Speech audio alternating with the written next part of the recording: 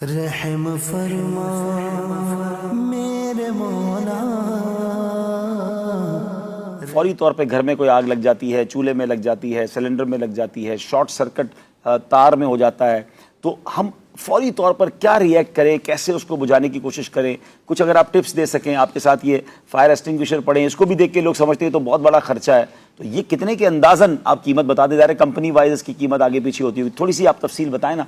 देखिए, सबसे पहले कहीं अगर आग लग जाती है तो उसकी जो बेसिक वजह है वो हमें देखनी चाहिए, ताकि उसके हिसाब से हम फायर एक्सटिंग्विशर इस्तेमाल करें। ये हमारे पास एक CO2, इसको हम कार्बन डाइऑक्साइड कहते हैं। ये ज़्यादातर हम इसको इलेक्ट्रिक की फायर पे इस्तेमाल करते हैं। अमूमन यही होता है, घर में जो आग लगती है वो शॉर्ट सर्किट ही उसकी वजह होती है। प्लग के अंदर लग गई, चार्जर के अंदर लग कि गई, नाकिस मतलब वायरिंग हम इस्तेमाल कर लेते हैं, कम पैसों के चक्कर में हम वो पतली तार वगैरह इस्तेमाल कर ली और एक तार से हम पूरे घर का वोल्टेज लोड चला रहे हैं। सही है। तो उसमें हम ये CO2 जो है हमारे पास है फायर एक्सटिंग्विशर, ये हम इस्तेमाल कर सकते हैं। ये इलेक्ट्रिक की आग के लिए बेहतरीन है। और ये हमारे पास जो दूसरा है, ये ड्राई केमिकल पाउडर DCP, ये सॉलिड फायर पे इस्तेमाल होता है, जिसमें सॉलिड फायर में लकड़ी, कागज़, गत्ता, रबड़, ये चीज़ें आइटम होती हैं।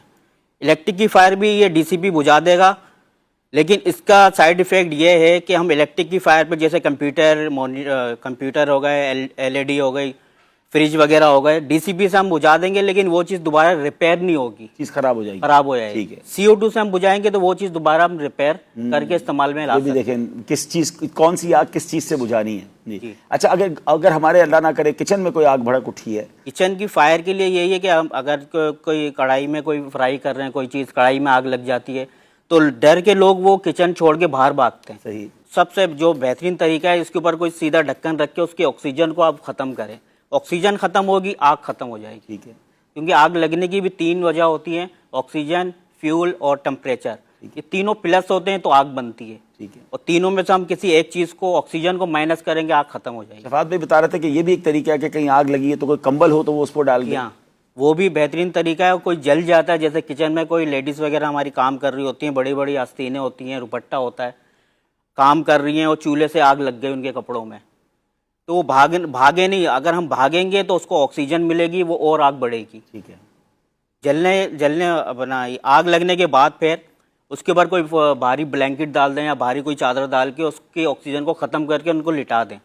लिटाने के बाद उन्होंने अगर कोई चूड़ी पहनी हुई है या अंगूठी वगैरह है या चेहरा उनका जला है या चैन पहनी हुई है, टॉप्स पहने हुए हैं, वो फौरी तौर पे हम उतार लें, क्योंकि जलने के बाद हमारा जो जिस्म है वो स्वाइलिन करता है, फूल जाता है, फिर वो चीज़ें उतारना बड़े मुश्किल हो जाएगी। अल्लाह अकबर। अच्छा, ये जो फायर एक्सटिंग्विशर इसकी अंदाजन कीमत क्या होती है? ये CO2 हमें मिल जाएगा तकरीबन 4,500 का। अच्छा। 3 kg है। अच्छा।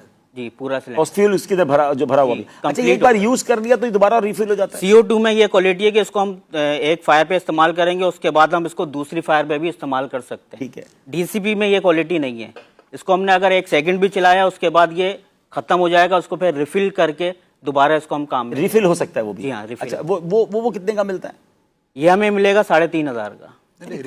दोनों मिला के 8,000 रुपए हो गया ना? जी। अल्लाह अकबर। यानी मैं तो समझता हूँ दोनों घर में होने चाहिए। हमें पता होना चाहिए कि भाई बच्चों को भी सिखा दें कि अगर भाई कभी इलेक्ट्रिक की आग लगी है, शॉर्ट सर्किट की है, कंप्यूटर वगैरह में लग गई तो CO2 यूज़ कर लें, और बाकी जो लकड़ी वगैरह या दीगर चीज़ों पे, फर्नीचर वगैरह पे वो यूज़ कर लें। अच्छा, चूल्हे पे यूज़ कर सकते हैं उस केमिकल वाली आग को?